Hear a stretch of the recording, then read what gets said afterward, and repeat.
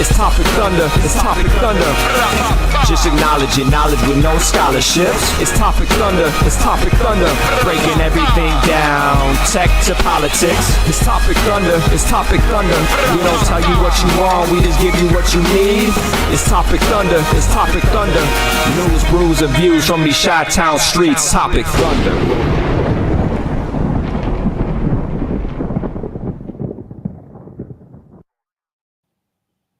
Y'all heard the man they call Biz, ladies and gentlemen, setting sail. We just did a topsy-turvy. It was really cool. Acrobatics, setting sail from the decks of the USS Rapapa is Topic Thunder. Ladies and gentlemen, welcome into the Internet Saloon where that's Ben and I'm Brooks. We still have never come up with anything even close to trademarkable as far as what we call ourselves as infotenders, discussion. Infotenders. I kind of like that one. Infotenders? Yeah. All right. News tenders. We're slinging topics at you. Thus the name Topic Thunder, and thus the name of the world's most dangerous chat zone. It's called the Thunderdome, ladies and gentlemen. It's right there, and we've already got we got a VIP, a very important parent in the room. We got Aunt Chris showing in, and Mr. Ryan Hansen is along for the ride already. And folks, here's a tease. There's two teases. I have a big reveal and a major announcement. Whoa. Both on the same show. The same show, and I'm gonna bracket this. Yeah, there's another VIP, Dad F and Brooks in the house right now. I'm gonna buttress the show, or at least Yes. the main top with these announcements. And the first thing, so big reveal right now. You ready? Are you ready? Uh-huh. I'm wearing slippers. All right, fair enough. And with that, ladies and gentlemen, with a dead, okay. Oh, see, we're doing that now. Okay, hey, put up your footwear, everybody. Yeah, I got a pair. Ooh, those look comfy. Yeah, Dude. Those look comfy. I discovered something. We were talking about in the pre-show meeting, ladies and gentlemen. Mm-hmm. Ben and I were discussing. Yeah, no way, I'm wearing slippers right now. It is a big deal. The announcement later is much better than that. I will tell you that. I'm in on that, and it is much better. The major announcement is much double better. prong kind of dad joke, and holy smokes, Lisa! Wow, Lisa, this is a super blast from my past. Lisa, welcome aboard. You just kind of hit me with a wave of nostalgia. I was actually at Lisa. It's a fantastic stuff. If you were to put this on my timeline, this is in the Cajun Gary era, and that's all I'm going to say about that. So welcome, Lisa. Topic Thunder, the world's most dangerous chat zone, the Thunderdome. You're in it right now. Yeah, and with no further ado, we don't do anything here without at least having a little bit of sip of something. And I've been on the red wine kick lately, the weather, all that kind of fun stuff. So this is just another one of those, like, hey, that's at Costco right now. How much? $14.99 for a bottle that gets the blah blah blah blah blah blah ratings, which I don't understand. I'm a beer and whiskey guy, but red wine is going right now, and this is the Bogle, whatever. It's good. It's a good wine. And I don't know what the flavors of cranberries, raspberries, leading up to notes of red fruits and Marion berry pie and baking spices. Man, I'm going to tell you, that's over my head with wine. It doesn't taste good or not is ultimately the question. What works for me is you got to break it down to like what does the back of the action figure look like? And if you scroll down, Ben, you'll get exactly what what I need to see. This is an old Vines Inn, and here we go, fruit low. Oh, okay, all right. Give me the stats. Okay, it is definitely full bodied. It is actually kind of sweet. It's not that super like your mouth is like all puckered up after you had a sip of the red wine kind of deal. Yeah, I don't like that. So I like sweet over dry for sure. Yeah, definitely on the sweet side. Full. It does have like there's a lot of flavor with the body. And if this is the difference between having fruit and oak, oak probably leading to maybe a little more dryness, and I don't know if there's a relationship there. I don't get into the tabloids, but that might have some reciprocity there. Also to note, alcohol and Angelo's in the house too. Thank you, sir. 14.5% on the beverage scale. So that with all truth be told, I usually have a nip of something right before the show as a kind of a pre-show go get 'em buster. Go get him, Tiger. Yeah. It was 1.5 nips today. Yeah, get the juices flowing. In about 40 minutes, check back with Brooks, and he'll be feeling just fine, just in time for the end of the headlines and right into the lightning round. Well, let's not even all right, you teased it, so let's not even hesitate to get right to, ladies and gentlemen, the most clever segment name of all. We're still working on the trademark of it because we say nobody's done this before us. We were the first to do it. We call this segment Headlines. Welcome to it, and we're already at this. This is a hell of a headline to start with, too. Well, this is going to tie into a couple of things. It's actually a story that will involve something that you and I discussed to not discuss last week. Yes, carryover from last week. Yeah, a little bit of carryover that kind of just like when this is actually a piece of a choreographed piece of multi-layered journalism by somebody.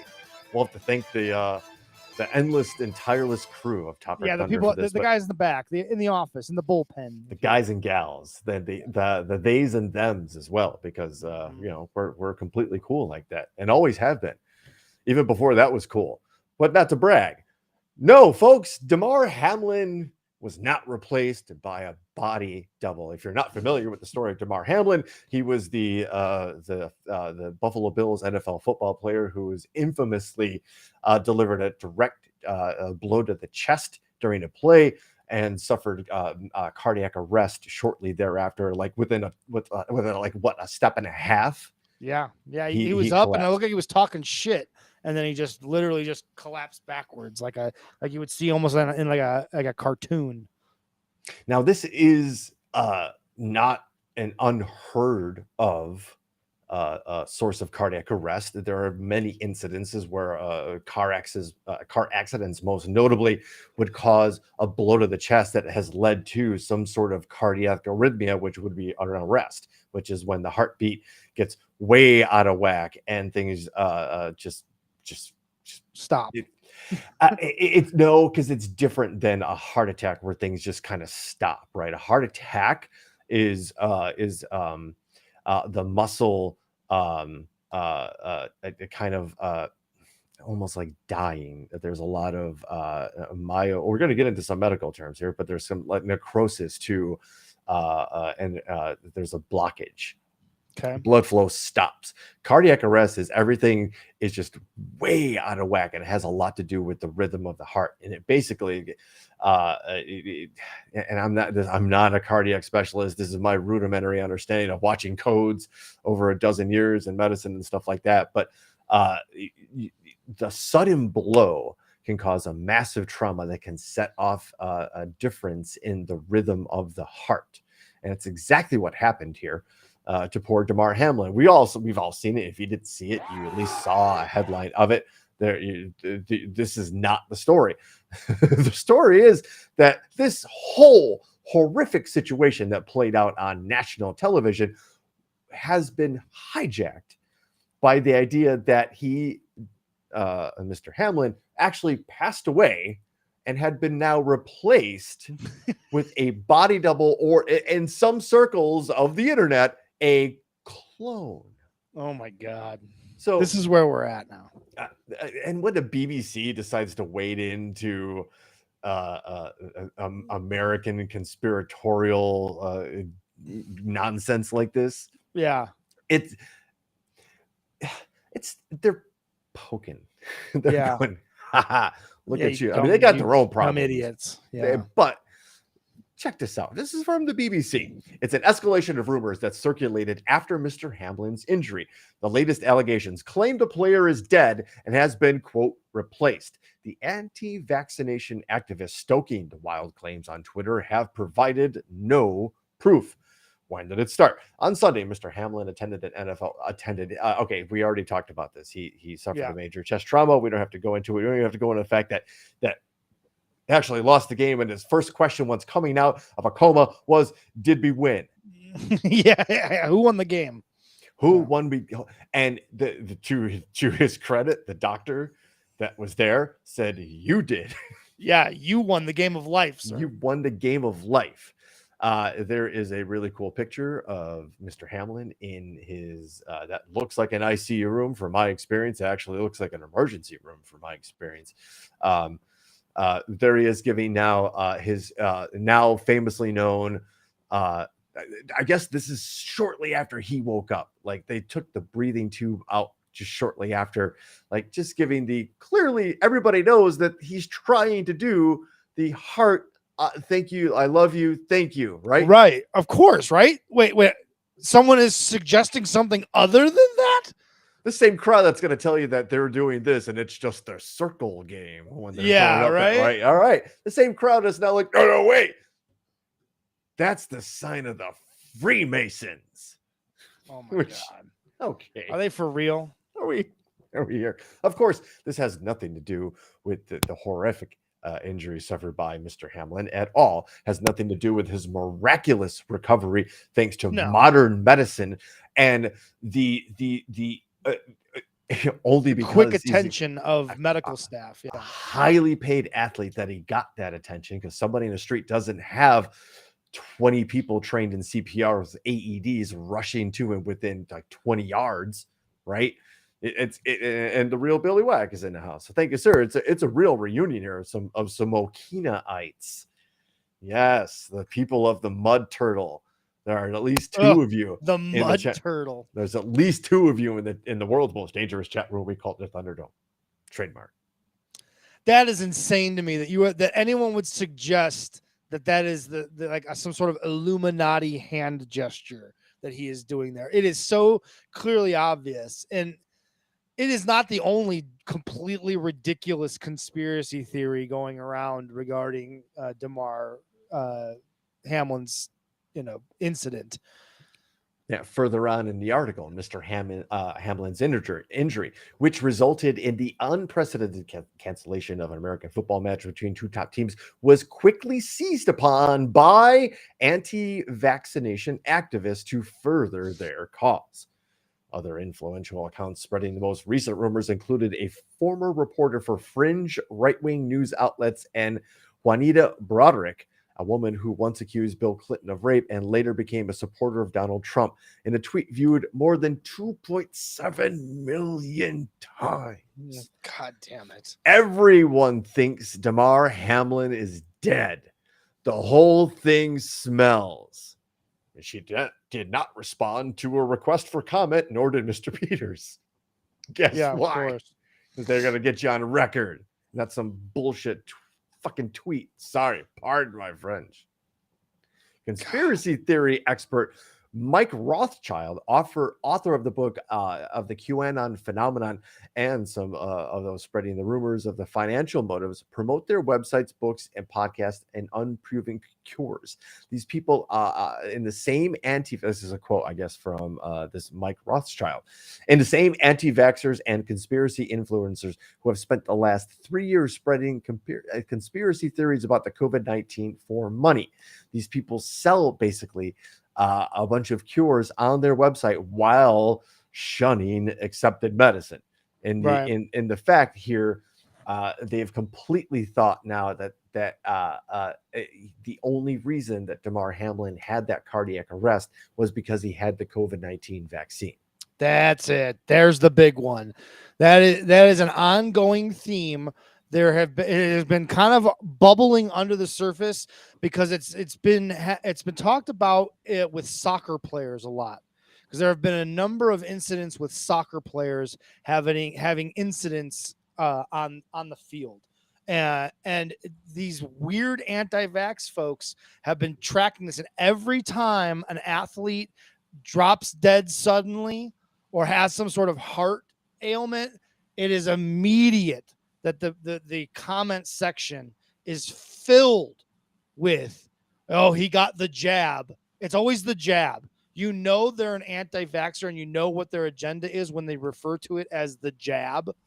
And there is tons of people out there that are truly believing this.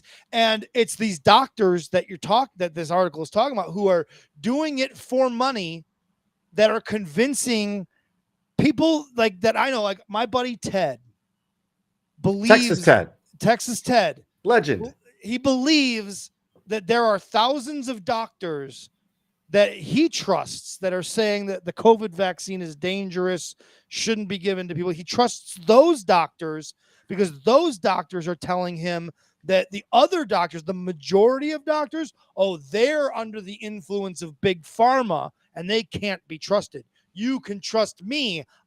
By my cure, I don't have any agenda, wink, wink. By mine, because the other people, the Moderna, they have an agenda. Which they do, but so does the person telling you that they don't have an agenda, right? Exactly. You're both being sold something, or one a little more clinically trialed and proven. Do we know the full effects of everything? No. Right. And I'm leaving the door open. I'm gladly leaving the door open to this idea that if we find out evidence down the road that Pfizer and Moderna and all these companies were in on a scam on the American people to sell them give them a vaccine that is going to slowly eliminate them by myocarditis and heart conditions, that is going to then eliminate and thin the herd of the gullible people that get the jab.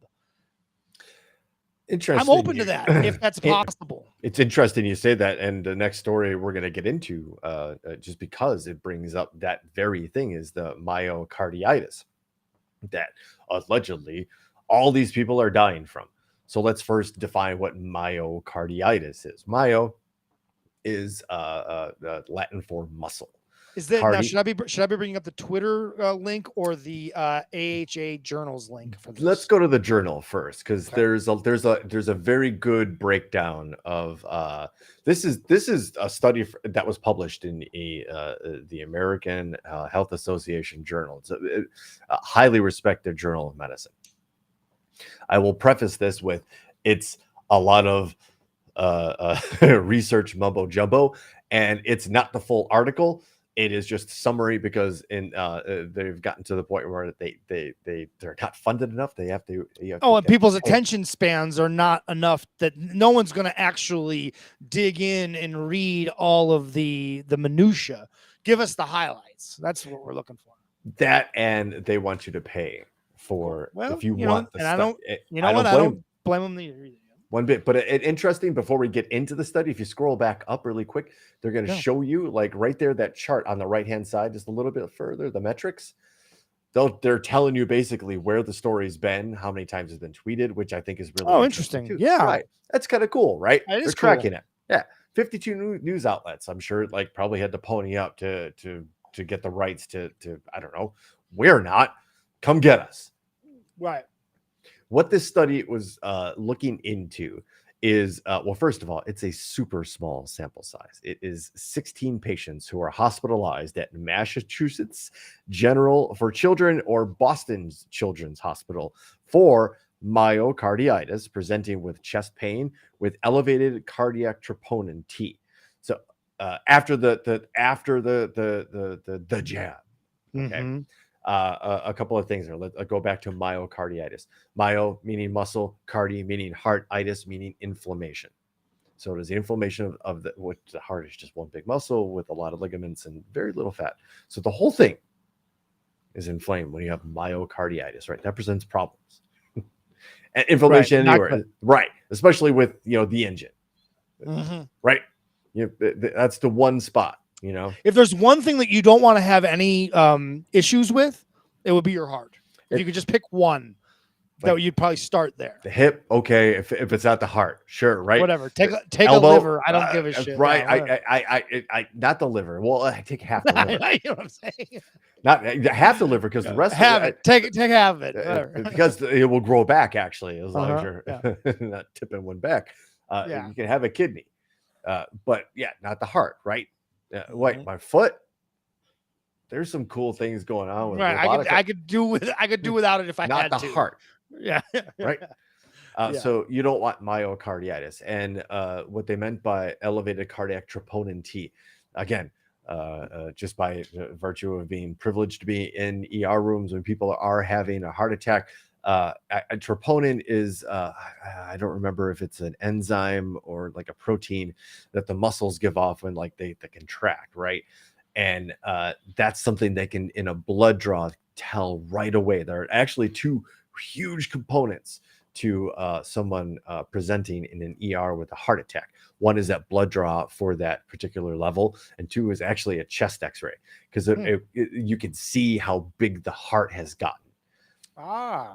Right through a chest. There's what's called a cardiac shadow and a chest X-ray. They can go, whoa, because the typical size of your heart on a chest X-ray, when done properly, is about the third of your entire lung space. Okay. And they've got all kinds of tools and in the software that they can make those measurements, and a really good radiologist and a really good ER emergency doctor will just be able to look at the image, because most ER portable X-ray equipment have like the image right there, the computer right there, right? They'll know right away, and then they can make assessment like this person's got to get the cath lab, let's get them up there, blah blah blah. Right. Hugely important, different than a stroke where like a CT is more important. Because that could show like the blockage of blood somewhere in a stroke. But this troponin has been up in these patients, again, 16 of them.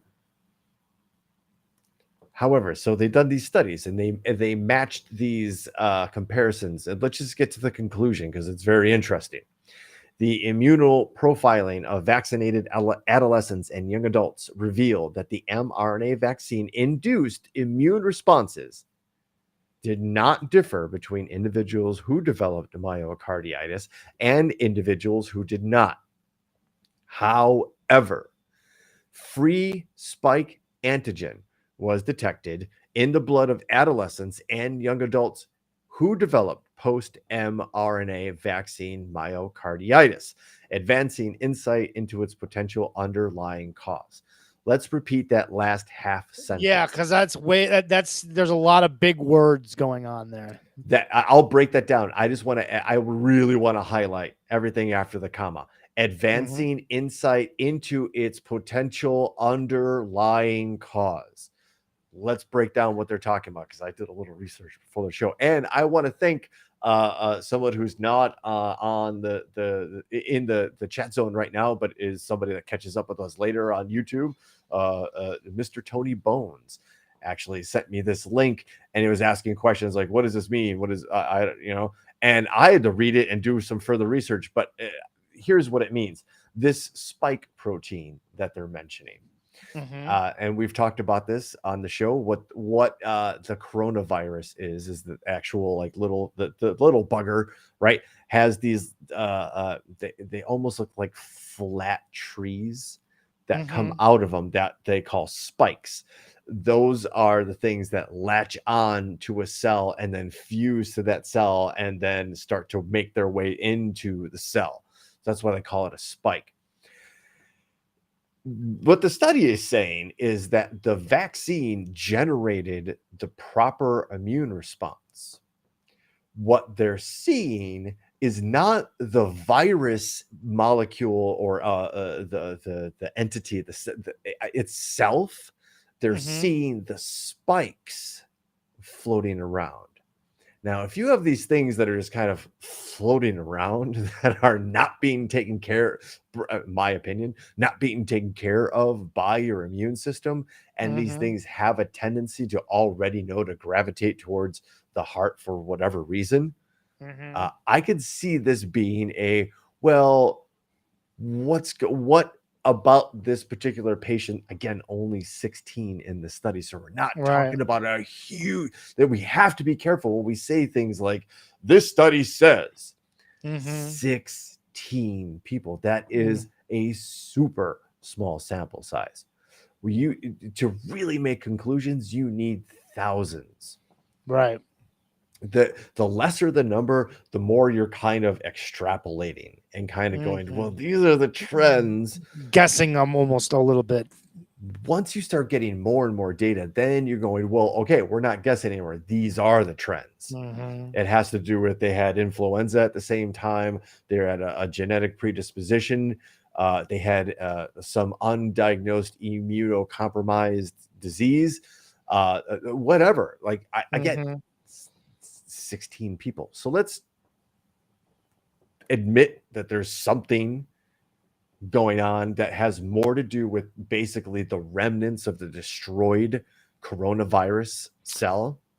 To me, it's a kind of a just as I'm absorbing all this, it's almost a what came first, the chicken or the egg kind of thing, right? Did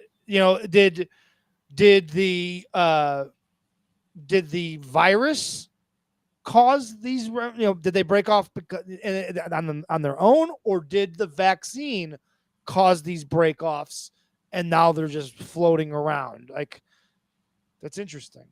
I'm not saying they attach to the heart, but I would.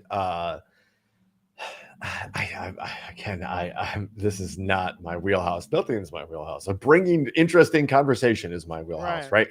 Something beyond just the flashy headlines. Like, there's more to this. Like, we can't just be like, oh, this is 16 people. What about this select little group? Don't we know? Like, how many times did they have coronavirus before they got a vaccine? Like, what kind of stuff was already in their blood? If you're only testing 16 people at a certain point in time and they're adolescents and you haven't been testing them for years, how good could that data really be? Yeah. Where's the baseline? If we just started testing whatever they did, again, this is scientific. This is the scientific theory. These are the questions that have to be asked in these situations. I pride myself on keeping an open mind and not completely dismissing, but there is something here, and there whether the vaccine is to blame or the virus itself is to blame, it certainly seems like it's worth looking into and spending time, resources, money into finding out what the real deal is. I guess I can't totally discount the idea that the vaccine on some level could be harmful. Absolutely. And I'm not even saying we did rush it. Remember, we go back in the timeline. There were safety guards that were put up when it came to vaccines on how much testing had to be done before it was released to the general public. We all pushed, or not we all, but a large amount of people pushed for cut the red tape, get it out as soon as possible. Maybe I was selfish, but maybe. Look, keeping an open mind to the idea that it could be right. Absolutely. Leaning on the side that probably not. I mean, we know enough about vaccines and their effectiveness and the level of harm. There is always going to be harm on some level because we are humans and each of our bodies are different and they react to things differently, and you are unpredictable in their reactions.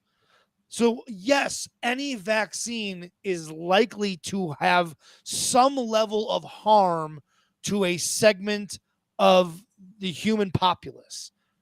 But you have to outweigh that. You have to look at it and say you can either focus on the small number of people that are affected negatively, and you could do that empathetically and say, listen, it's terrible that they had these adverse reactions or even death as a result of the vaccine. It's awful that it happened to them.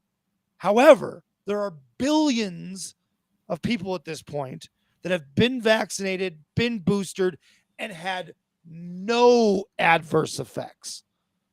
So if we're looking at pools of people, Right. the pool of people that have had no negative reactions and have been and have had their immune systems enhanced and helped to fight off from the vaccine far, far, far outweighs the number of unfortunate people that are going to have negative effects from it. I mean, nothing you inject into your body is a 100% guarantee, right? But ibuprofen kills people, but people take it all the time. You know what I mean? Like there are things that, you know what I mean? I don't want to hear it from the same people who go to a tanning booth. Right. What do you? Right. Okay, but don't put that stuff at me. But I'll sit in front of this radiation and just hello melanoma. Or they vape. Oh yeah, it's not smoking, dude. You have no idea what the long-term effects of that. None of us do. None of us have. You tell me exactly what chemical is in that, and by the way, what that chemical does to you on a long-term basis. Maybe not just your lungs, but it gets into your blood, it hits your liver, your kidneys. I ain't getting the pancreas. Right, but I'm not smoking. Fuck your jab. Right, but but don't be a pansy and sit there and tell me you're cool, and I just sit there and smell like raspberry cherry coming out of your vape machine. It's not as cool as you think it is. Right. Just a personal opinion. But okay, Ben, we were talking about all of these athletes, right? You mentioned the soccer players, right? Yes. That are all these athletes that are dying of cardiac arrest on the field because they got the jab. So I want to preface this by I don't know the man. He has been retweeted several times by people that I have come to trust onto Twitter. So I'm putting my reputation, I guess, here as a investigative journalist, broadcast journalist, just like a ode to Bobby Heenan.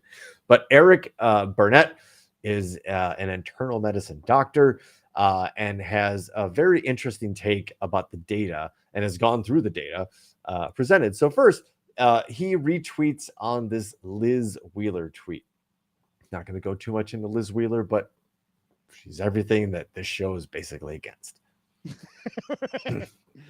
And look at she's a pretty blonde woman. That's so unsurprising. Oh, don't even, please.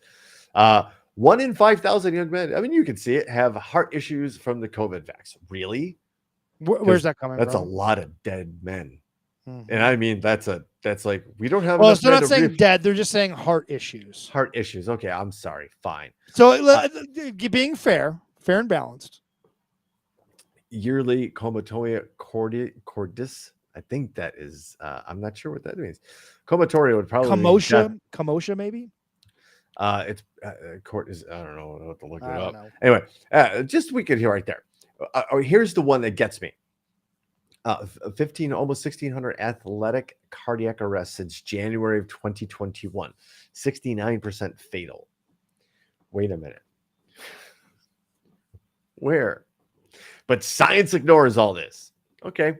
And she asked a question, and she's citing a New York Times article. So here comes Dr. Burnett. This gets a little long, but there's a reward at the end, ladies and gentlemen. And we're going to skip through the whole thread, but we're just going to go with the first tweet right here. So whenever you see an incredible statistic like this, you should ask yourself, where did it come from? In this case, it came from a letter to the editor in the Scandinavian Journal of Immunology, co-authored by another doctor online. And then he posts the link like you're supposed to when you're critically doing something, right? Here's where here it is. Here's the proof. Now, I think that we can all agree that if you're going to make apples to apples comparisons between sudden cardiac deaths in athletes from two time periods, the population should be similar. So how did this at P_McCullough MD make this comparison? And Dr. Burnett highlighted. From January 2021 to the time of writing, 1,598 athletes suffered cardiac arrest, 1,101 of which with deadly outcome. Notably, in a 38-year time span from 1966 to 2004, 1,101 athletes under the age of 35 died due to various heart-related conditions, 50% of whom had congenital anatomical heart disease and cardiomyopathies. Cardiomyopathies, right? Thank you. Myopathies. Thank you. And 10% had atherosclerotic heart disease, which is the hardening of the arteries, with early onset. What? So this dude is already saying, oh yeah, all of these people died, but in a 38-year time span. Oh, so we're not just talking people who got the jab in 2021? Already, this is where this weird doctor who's going, all these people died. This is where these people are referencing this stuff from, right? This doctor, he calculated the base rate of sudden cardiac death in athletes using a systemic analysis using sudden SCD in athletes over the last 38 years and found that the 1,101 deaths in athletes were over this 38-year time period.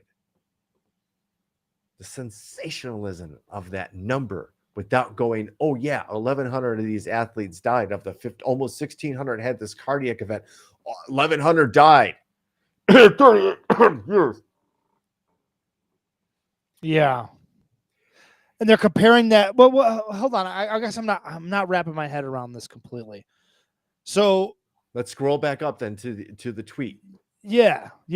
Please help me out, because it may be because I'm so this is where these anti-vax people are slicing this up and presenting partial information as a whole. So the original tweet says 1,598 cardiac arrests since January 2021. Right. Hey, Ben, do you want to know what 69% of 1,598 athletes is? Yes, please. 111. I'm sorry, it's actually 102.62. So we can fudge the numbers. 69% of 1,500 people. Fatal. They're dead. So again, 1,598 athlete cardiac arrests since January 2021. 69% fatal. Okay, let's remember that 69% of that number, or that 1,598, right where the highlighted text is, from January 21 to the time of writing, 1,598 athletes have suffered cardiac arrest, 1,101 of which were with deadly outcome. Notably, in a 38-year time span, 1,101 athletes under the age of 35 died due to various heart-related conditions. So they just copied the same number from a 38-year time span and attributed it to from January 21st to the time of writing.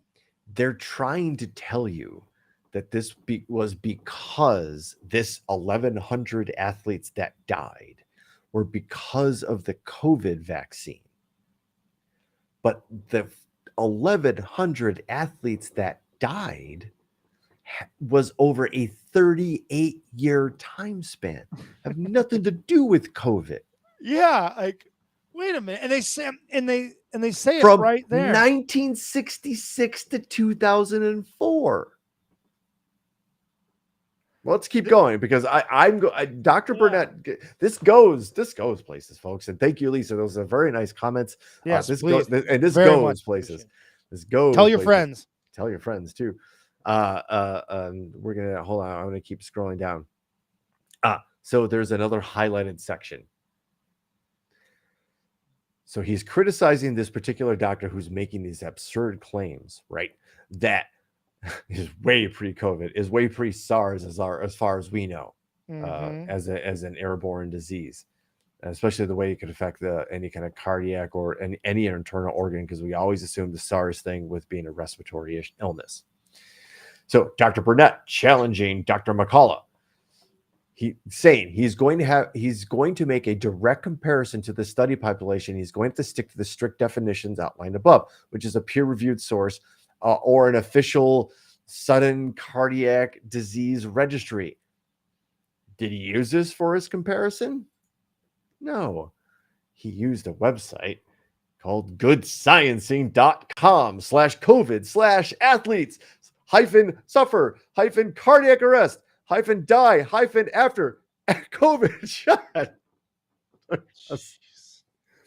So this doctor used this really fucked up idea and data point to make a comparison of actual cardiac events of athletes, but over a 38-year time span. And then tried to say that happened since January 21 on. And all because of COVID, right? Well, Dr. Burnett was not done. Dr. Burnett went through. I like this Dr. Barnett guy. I wish we could get him on the show. I did too. That's why we're doing this, because he's not done here. He looked through this shit and he found some of the examples of this sudden cardiac disease or death. A 21-year-old sprinter who died of suicide. A 24-year-old cyclist who died from suicide.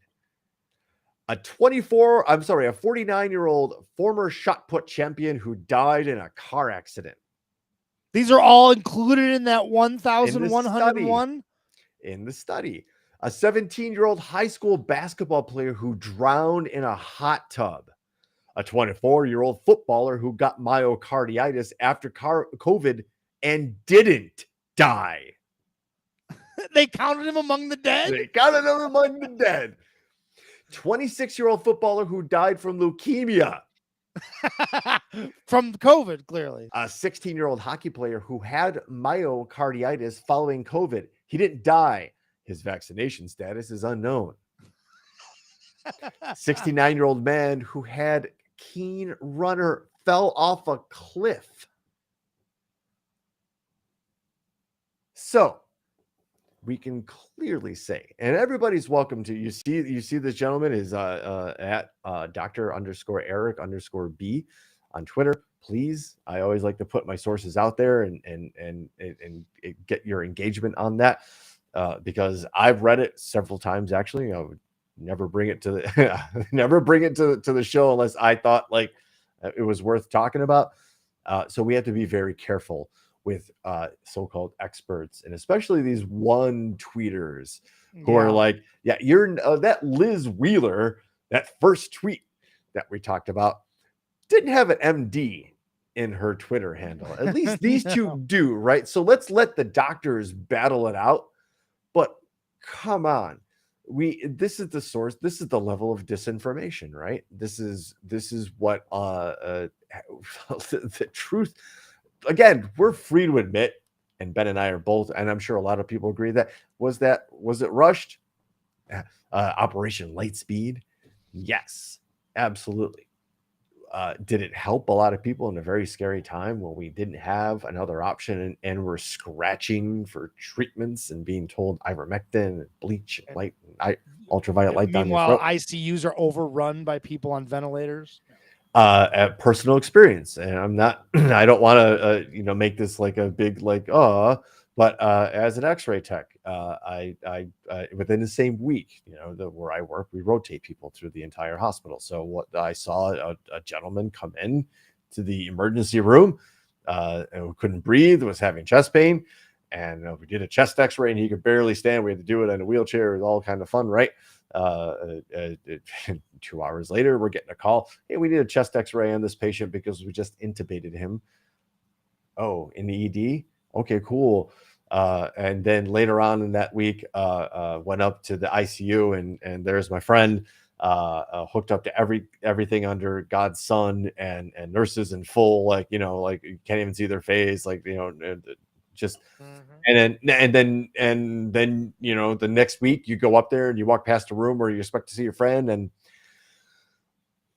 it's not your friend. Not there anymore. Yeah. He's not there anymore. Mhm. That was my personal experience from it. Certainly not trying to take any valor from the nurses who had to hold the iPad where they could, that's a whole nother level. And I tip my hat to any nurse, doctor, or any other provider or healthcare worker that had to sit there and do that. I just sticking up for my people. While a lot of that is very intense for the one or two, maybe sometimes unfortunately three patients that team had, that one x-ray tech saw 30 of 35 of those patients, and each one took a toll. So while there's the blunt up front, there's also the long. So just sticking up for my x-ray people. Sure. But that goes for ultrasound too, because they had to go into rooms and they got to know people that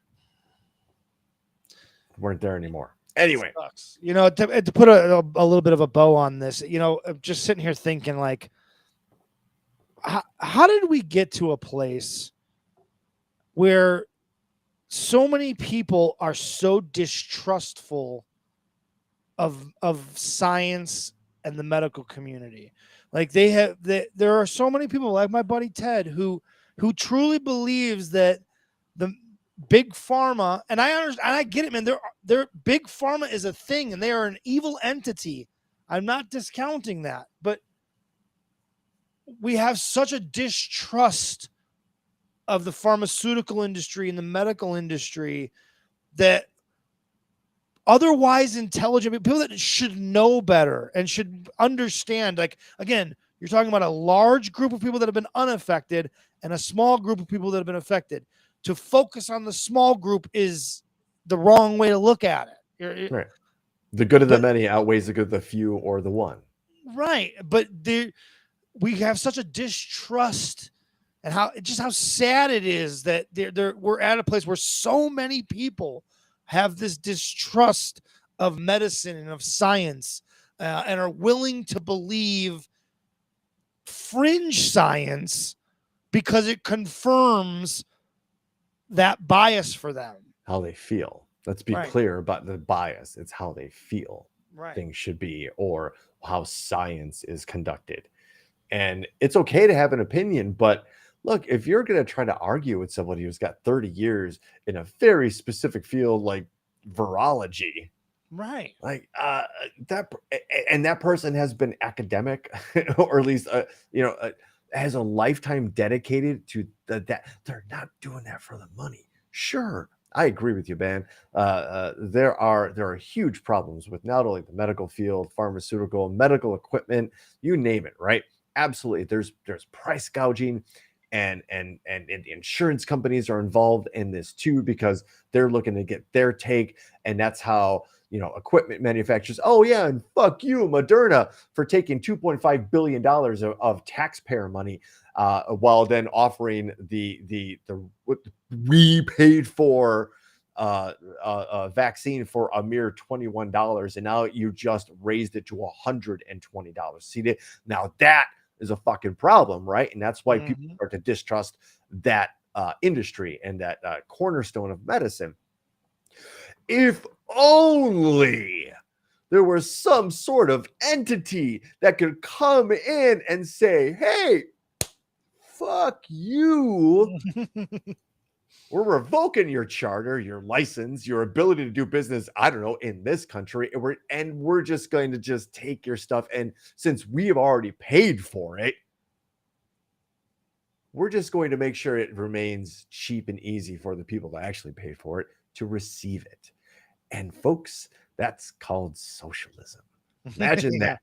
Imagine the government being able to come in, because there is no other entity as angry as Texas Ted can be about this whole situation. He'll agree that big pharma is the problem, right? He'll agree that big profits are the problem, right? He'll agree that big medicine and volume-based medicine is a big problem, right? Well, give me a solution. Right. Give me a solution other than your grief and your bitching, because I'm tired of it. We're tired of it, right? Great point. Give me a solution. And the solution is have the government step in with regulations that say, if we give you money, that's ours, or at least we share it. And we'll figure out a way to make it profitable for you. But if we're already giving you the most expensive part of developing a new drug, and that's R&D, then it's, hey, buddy, I don't know. Like, that's the mob, right? Yeah. The That's what problem mob is that the majority of people that don't trust big pharma, they don't trust the government either, right? And so then where when do you you go have now? so where What's do you your where do you go shotgun gonna next? do now? Who do you? But you're right though, and that is a great point that I have missed in these discussions that I've had with people like my buddy Texas Ted. Is okay, we'll agree the government can't be trusted. We'll agree big pharma can't be trusted. What are we gonna do? Essential oils, Right? Or do we? How do we solve this problem? Do we have burn it all down? Wait, so we don't have anything? right? Or do we create? Do we somehow create an entity that can be trusted, that has safeguards to keep them from being influenced by money that we could trust? I don't know, but the Food and Drug Administration is. They won't trust that anyway. They won't trust that either, right? Because they'll be they're influenced. It's always a game of you just don't. How do you live a life where you don't trust anything? Anything other than Like I get it, but I trust. Here's the thing: I trust the government more than I trust the pharmaceutical industry. Only because if I have to choose one or the other, yes, because I know there are good people in government, and I know the thing about government is we, as a voting populace, put them there. Control it. If we want to exert that control, we the people do ultimately control who are running the government. Right. But Ron DeSantis is governor of Florida. Like Sarah Huckabee is governor of Arkansas. Ted Cruz can't Ted Cruz could just about, he couldn't pull a Trump and shoot somebody on Fifth Avenue, right. But he could basically slap your mother and get away for it and get reelected. Lord Boebert got reelected, right? Twice, so reelected. Once we realize Lindsey Graham has held on to his saying, he's the slimiest of slimy people, and that's saying something. Mitch McConnell's been around how long? Nancy Pelosi's been around how long? They just can't stop shooting themselves in the foot, right? They keep electing these career politicians, yet at the same time keep bitching about career politicians. So let's vote people in. There are 4 term limits. Did you see what Jacinda Ardern did in New Zealand? She peaced out. Oh, yeah. Oh, yes. I didn't know who that was. But yes, the Prime Minister of New Zealand was just like, I've had enough. She literally said, it's a lot, folks. Right. It's a lot to run. That's New Zealand, right? She became a mom while in office. Like, she's got other shit to worry about now. She literally kind of said that. She's like, this is a lot. It changes you. And before it gets too, it basically said, before it changes you too much, you should get out. You should know your limits. You should know when it's no longer like, oh, I can't make a good decision for the people that elected me. She literally stepped down and said, I'm done. Cool.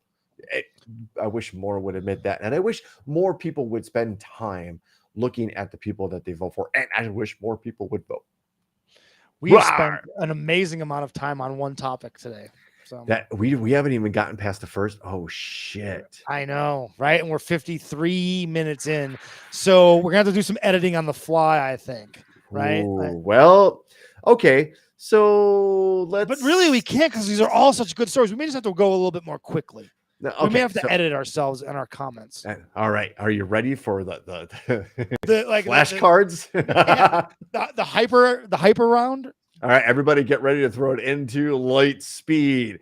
Hey, the people should probably start paying attention, Ben, to science and scientists because the Earth's core is stopped and may be reversing direction, study says. Now, we normally will always preface any Vice story by saying we have war to create. Oh, no, you wish this was the Ellie. Son of a bitch. Oh, it's close, man. Holy smokes. But yes, Vice, not such a great place, but it led me to, they provided the link, which was done by and published in a study in nature.com, which again, is a scientific journal that's well respected. So they're basically kind of prefacing and giving us a synopsis of this, right? Let me give you a synopsis of this. The Earth's core is about the solid part of Earth's core is about 75% the size of the moon. It sits in an aqueous bubble that is molten magma, right? Magma. And it's because it's a ball and because Earth is just a giant rock with water and weird things on it spinning in space, sometimes this ball moves around in there and causes all kinds of fun stuff. And sometimes the liquid hot magma that is the liqueous surrounding for this ball of iron starts to kind of cool a little bit and starts to solidify.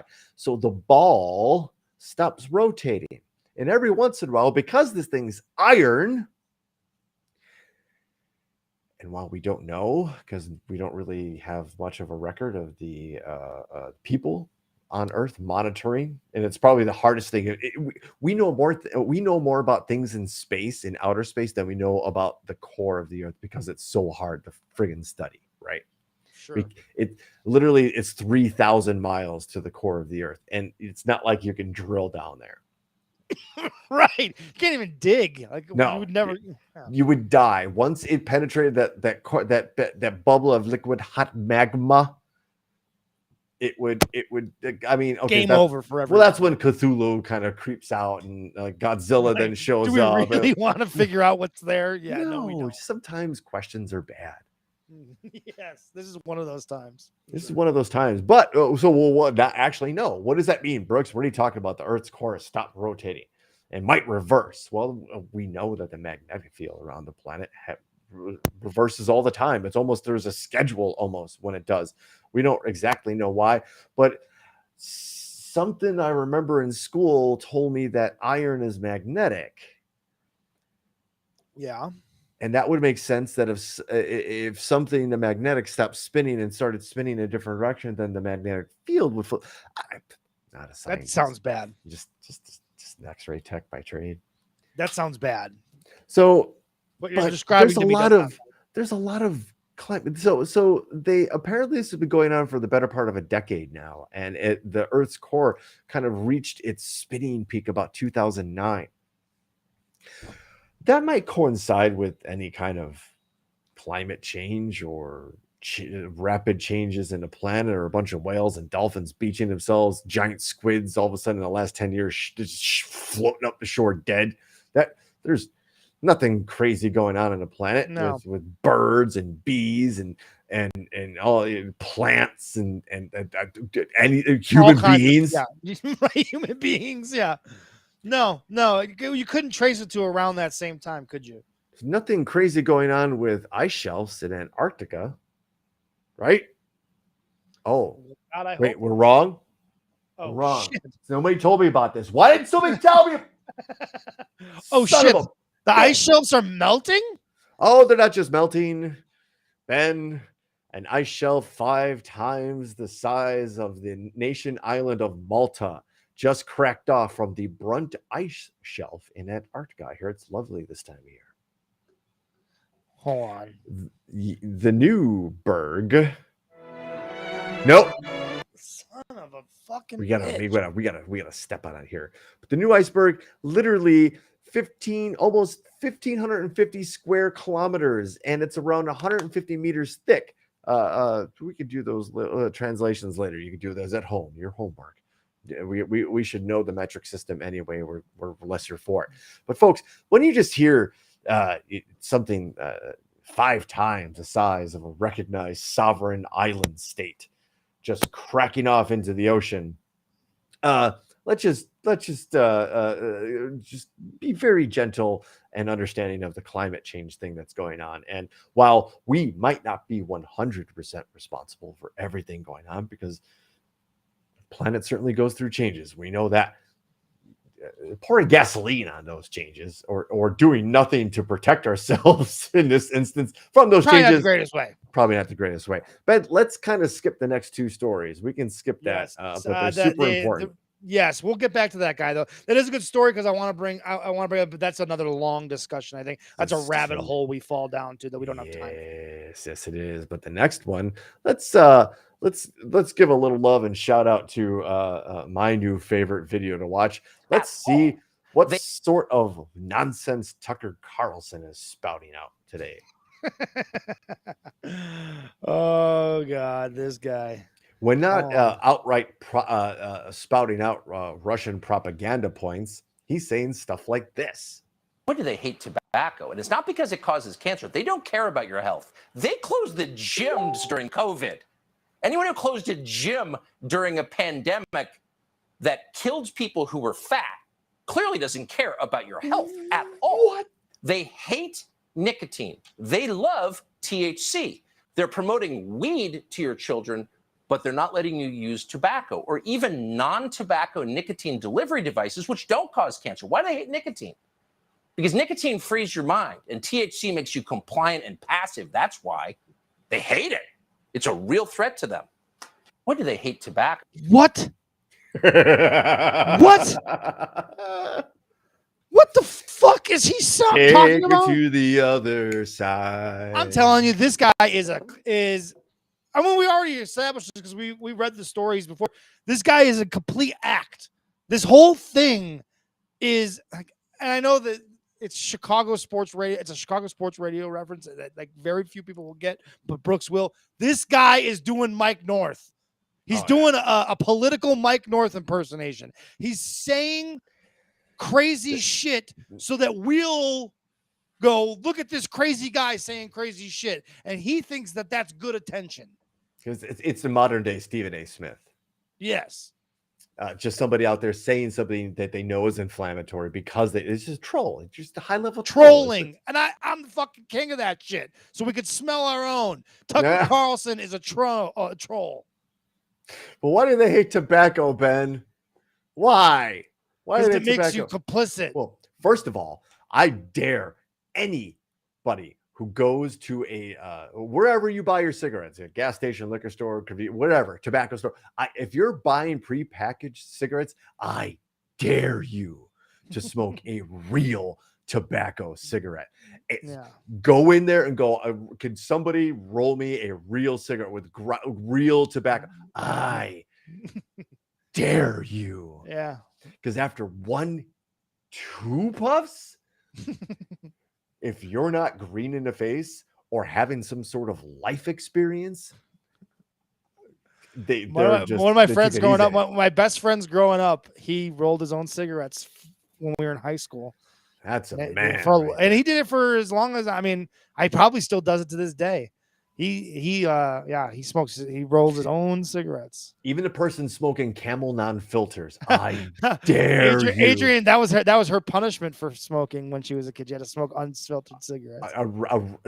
Even the unfiltered Marlboro Red doesn't stand up to a filtered real tobacco cigarette, let alone taking the filter off and just John waiting the goddamn thing, right? We're not helping Billy Whack try to quit no by diving into this. Our good friend Supreme had to eat a cigarette to be over. That was, and he'll swear that it took him literally chewing and eating a cigarette with a filter. I don't know if I don't know if he ripped the filter off or not. That would be horrible. Yeah, it's one thing to eat all that, but but that's what it took. So maybe just, I don't know, but I don't want to point you into a new vice. And now you're going to tobacco stores looking for the raspberry flavored tobacco or the black cherry, putting dippers and shit. Oh, dip. Terrible. Oh, let's not even. Let's remind everybody really quick here that we have a major announcement coming up. Yes. Don't go away. Really quick. Don't go away. We're not done yet. We're not done yet. If you're just new to the show, just hang on. Because we talk about this shit all the time. And Ben, we have no idea how long human beings have been on this planet. But we're starting to find out. We're starting to find out, though. And we're starting to find out it's been a really long fucking time. A really long time. And they've just found something actually extraordinary. We talk about extraordinary things all the time. Folks, This is insanely extraordinary because 1.2 million years ago, they were working with obsidian. Obsidian is one of the craziest substances on the earth. It is also another shout out to magma, but it's basically molten magma glass, right? It's also one of the sharpest things that you could have. There's a movement now. They're now making scalpels made of obsidian just because of how sharp they are. It's insane to work with because of how sharp it is that even edges you're just gonna rip up your fingers and everything. They found a hand axe factory. I repeat, a hand axe factory that existed 1.2 million years ago. And our prior understanding of the first use of working obsidian wasn't until the Middle Ages.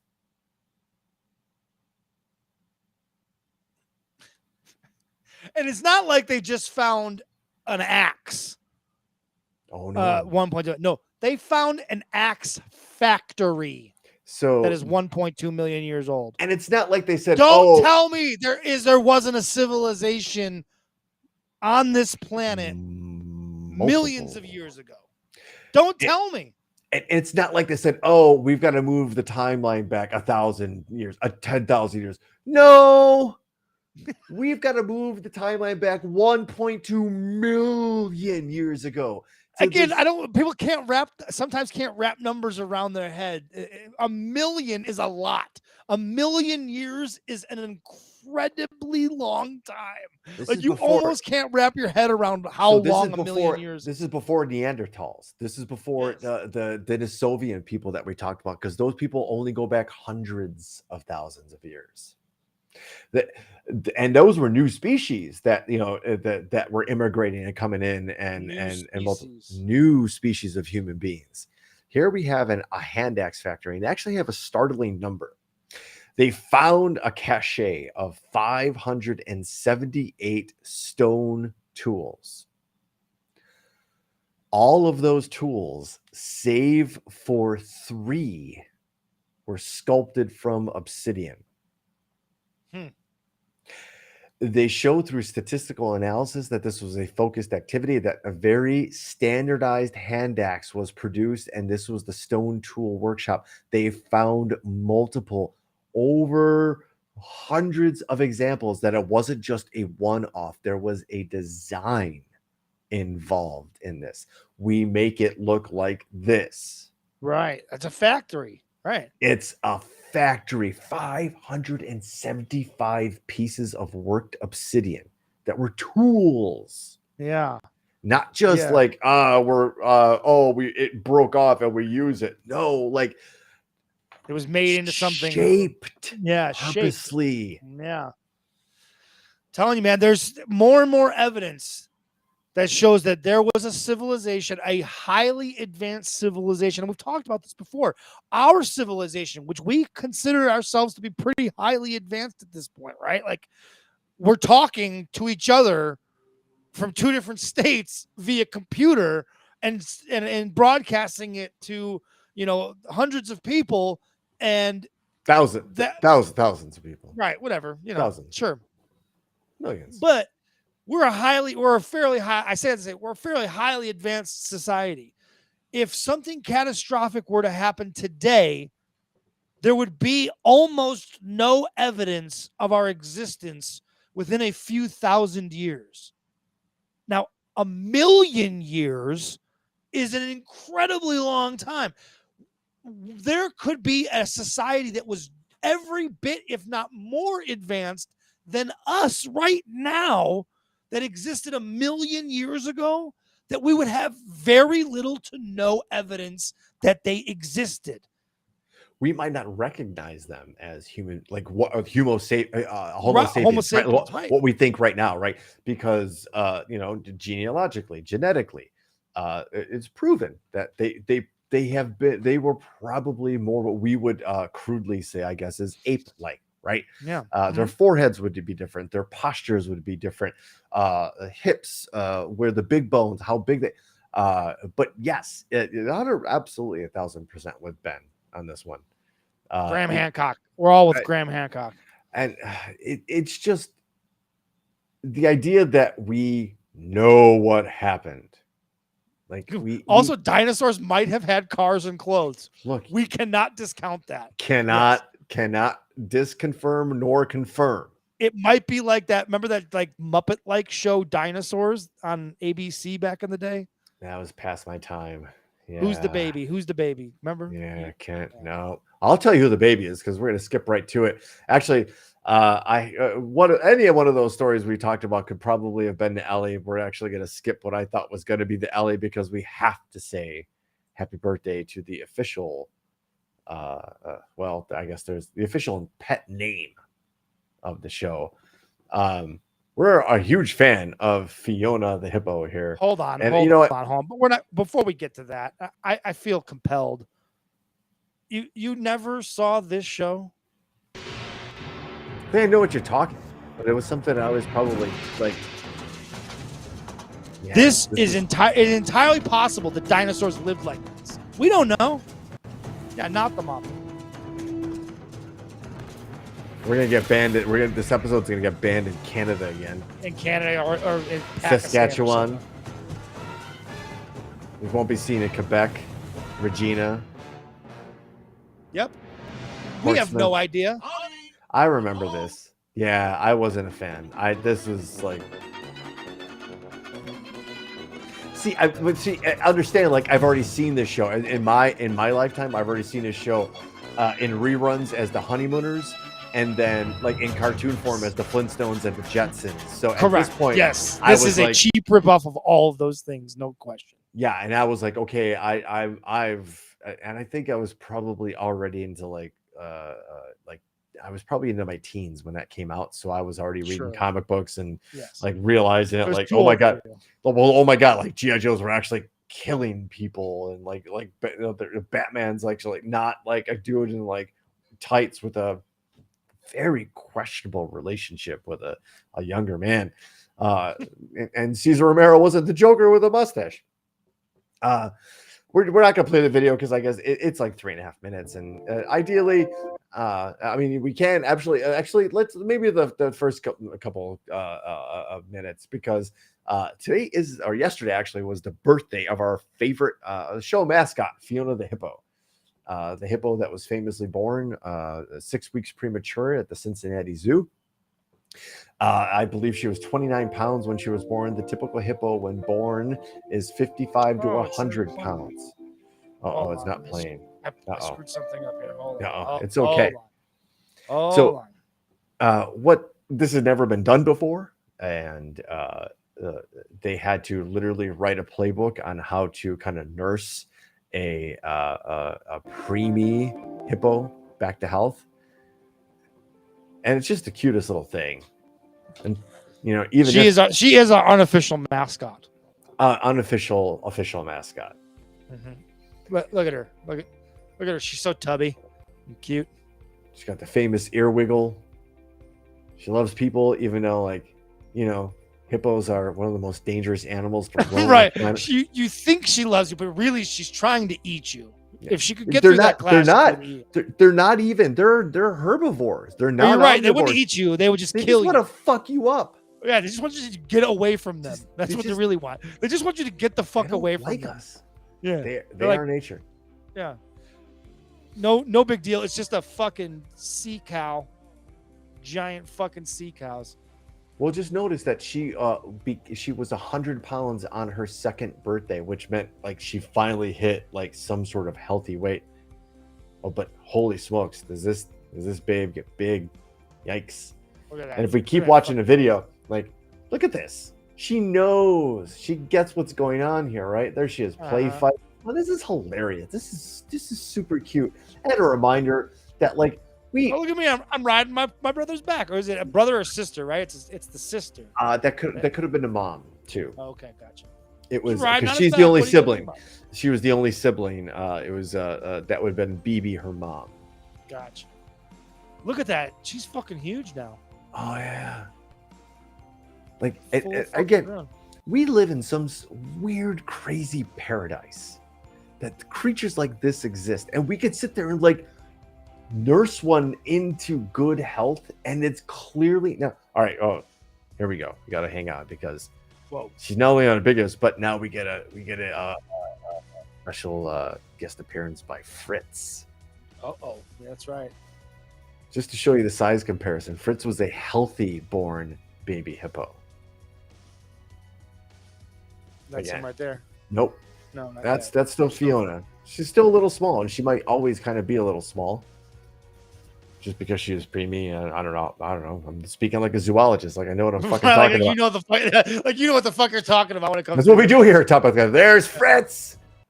That's Fiona and Fritz doing. She's doing the same damn things, right? Like it's just like he's like, I'm gonna bite you, and she's like, like my skin is like 2 inches thick, dude. You got nothing. Yeah, look at me. I'm gonna fight you, and she's like, "No, you're not. I'm huge." But that's exactly what she was doing with her mom.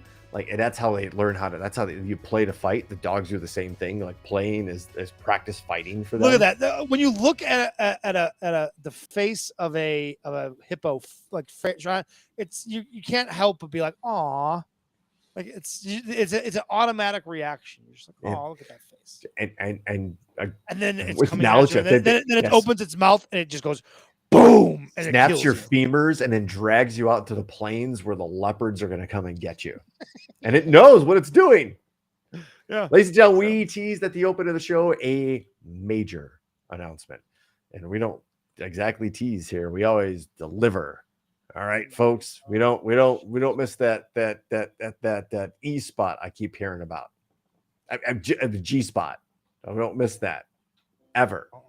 Ladies and gentlemen, this has been a long time in the making, and not just because this particular situation and world event was delayed by a global pandemic. No. This has been in the works for a long time in the super creative, devious, and always entertaining mind of a friend of the show, personal friend of both Ben and I, one Mr. Billy Whack.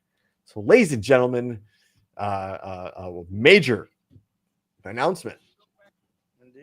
I think I've delayed as long as I can. Yes. Thank you, God, for vamping, because it I needed every second of it. But here we go. Oh no, hold on. Call with a big announcement about Night of the Super Wrestlers. Night of the Super Wrestlers is going to be here, right here, live, Sunday, April 23rd, once again at the Concord Music Hall.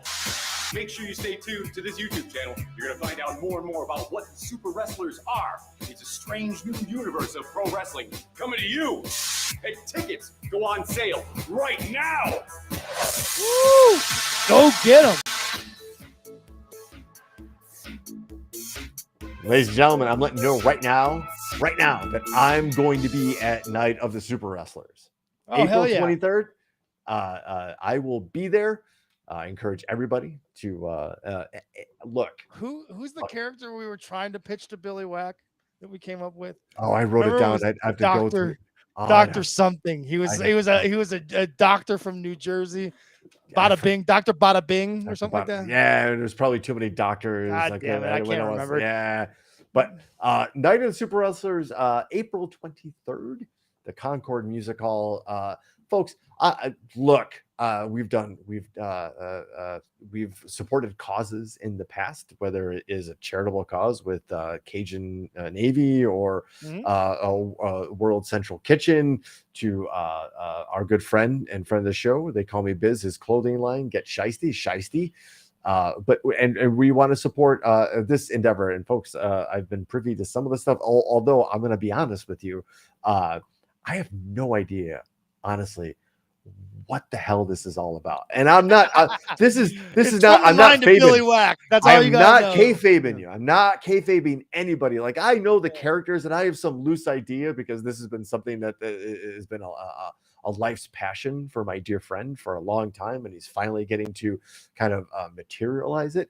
So again, I want to make sure, like, to our audience. Here's what I'll know about it. I know this, but it's going to be outside the box. It is not going to be a traditional wrestling show. It is going to be a lot of fun. Or cod piece. But the cod piece should be the cod dinner at the night of the wrestlers. It should just be called the cod piece, and you should have a cod dinner served. I don't know who can make that happen, but somebody should make that happen. Sponsored by Long John Silver's. Of course, why not? That's just Ben. That's an idea. That's almost like a strike of lightning. Ladies and gentlemen, we have finally gotten to the number one segment of the podcast that my father enjoys. Dad Evan Brooks loves himself some lightning rounds. So welcome, ladies and gentlemen. If you've never participated in a lightning round, let me briefly explain what happens here. We read 3 headlines.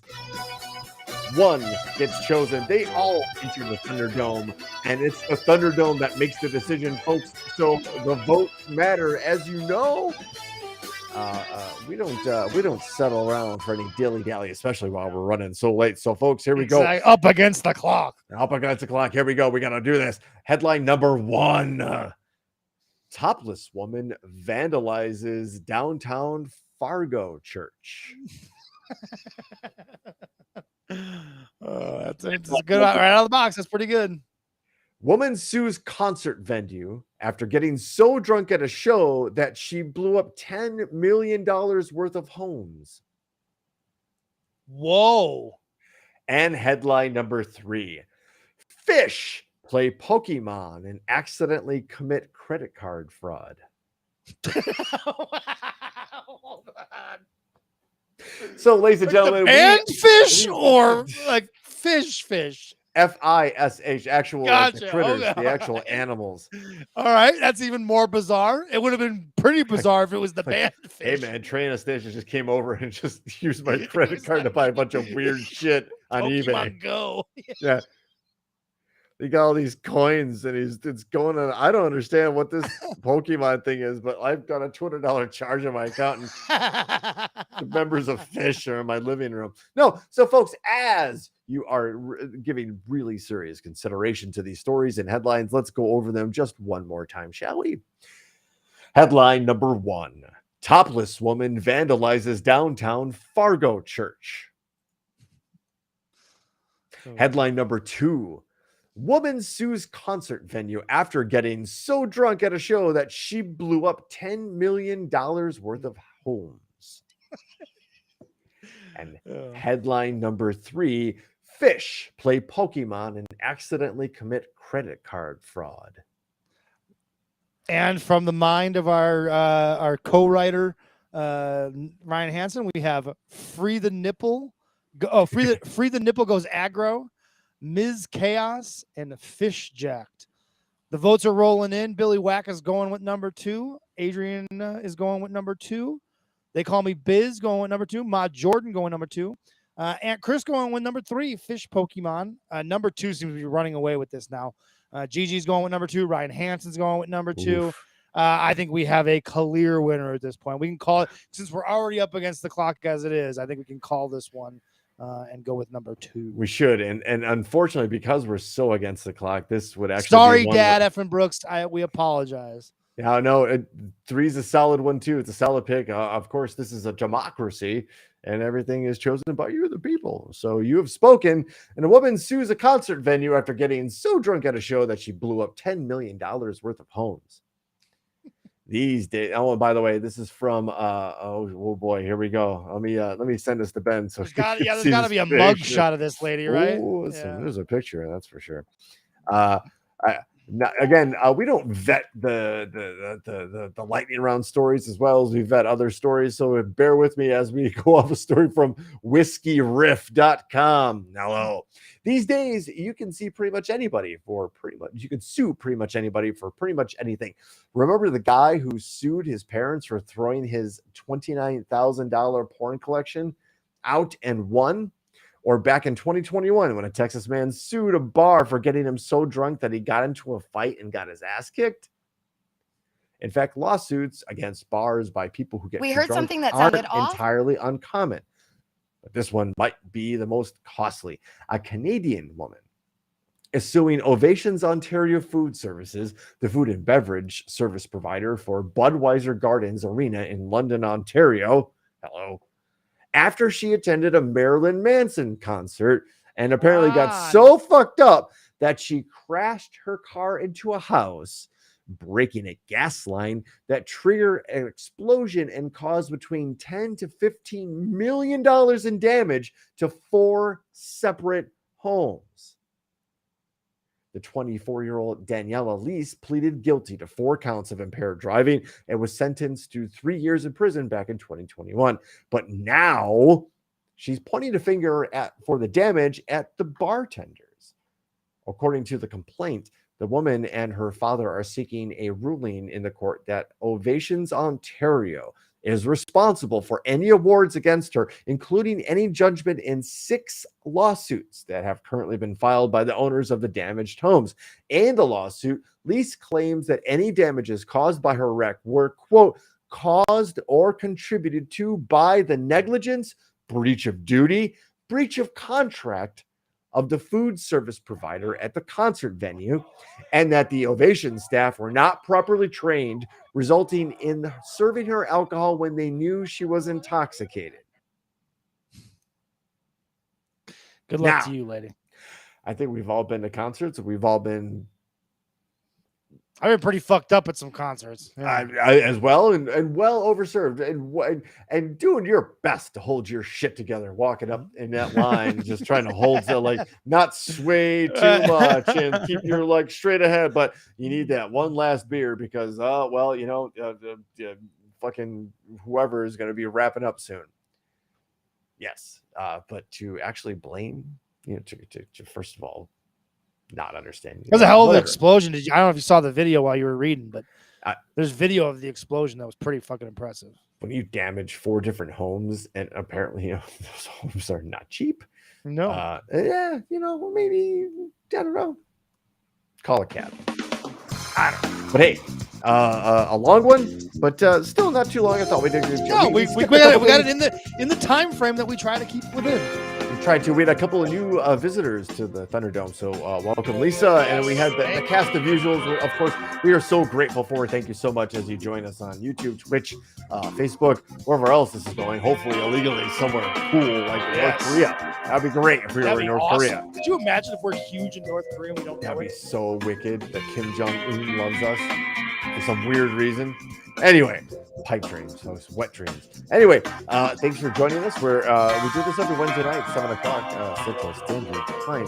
So thanks for joining us again from the USS Rapapa. I'm Brooks. That's Ben. This has been Topic Thunder. Ben, quick update for the wrestling shows are kind of on hiatus. We're working on a project. It's going to be really cool. Stay tuned. Lots of cool things.